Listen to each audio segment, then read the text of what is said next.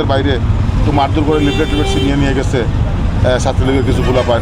আর প্রতিদ্বন্দ্বী বলতে কেউ নাই। এই 15টি নতুন ওয়ার্ড যেগুলো ঢুকছে আমাদের ইউনিয়ন থেকে, আমাদের সিটি কর্পোরেশন ঢুকছে, ওরাই নির্বাচনের মেইন কি। নির্বাচনের আগে কাউরে কোনো প্রতিশ্রুতি দিতে নাই, এটা নির্বাচনী আচরণবিধি লঙ্ঘন হয়। মানুষের প্রচুর সাড়া লাঙ্গলের প্রতি। আমরা তো গত 3 দিন আগ থেকে অফিসিয়ালি শুরু করেছি আমরা নির্বাচনী প্রচারণা। যেখানে যাচ্ছি মানুষের কাছ থেকে প্রচুর সাড়া পাচ্ছি, মানুষের ভালোবাসা পাচ্ছি। তো আশা করি যদি সুষ্ঠু নির্বাচন হয় তাহলে লাঙ্গল বিপুল ভোটে পাস করবে, সেটাই আমার আশা। আর প্রতিদ্বন্দ্বী বলতে কেউ নাই এখানে। মহানগরবাসী যাকে ভালোবাসবে, যাকে যোগ্য মনে করবে, তাকেই ভোট দিয়ে জয়যুক্ত করবে। একদিন একটা বিচ্ছিন্ন ঘটনা ঘটছে, এগুলো একটা আমার একটা কর্মীকে লিফলেট বাড়তে গিয়ে গত শুক্রবারে মসজিদের বাইরে তো মারধর করে লিফলেট ছিনিয়ে নিয়ে গেছে ছাত্রলীগের কিছু গোলাপান। এই একটা ঘটনা ঘটছে, এরপরে আর পরশু কোনো ঘটনা ঘটেনি।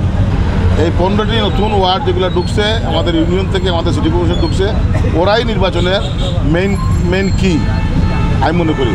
এবং আমাদের বাকি মহানগরে যে 27টা ওয়ার্ড আছে ওরা তো আছেই, ওনারা তো সাথে আসেন ইনশাল্লাহ। সব মিলিয়ে সার্বিক দিক থেকে মিলিয়ে খুবই ভালো অবস্থান, খুবই ভালো। নির্বাচনের আগে কাউরে কোনো প্রতিশ্রুতি দিতে নাই, এটা নির্বাচনী আচরণবিধি লঙ্ঘন হয়।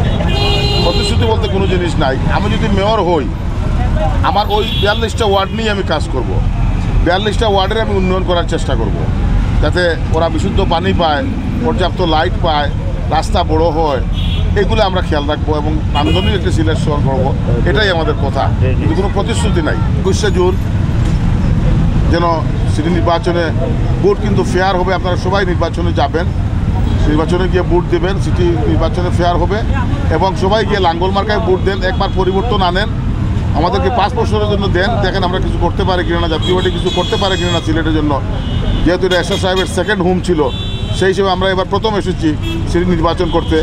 তো আমাদেরকে নির্বাচিত করুন, আমরা ইনশাআল্লাহ আপনাদের উন্নয়নের জন্য আমরা পাশে থাকবো সবসময়। কিন্তু আমি ওই দিন রিটার্নিং অফিসার সাহেবকে বলছি যে যেহেতু ইভিএমে ভোট, এর মধ্যে 15টা ওয়ার্ড আসছে গ্রাম থেকে, এদের কোনো নলেজই নাই। আমি ইভিএমে ভোট দিই না এখনো পর্যন্ত।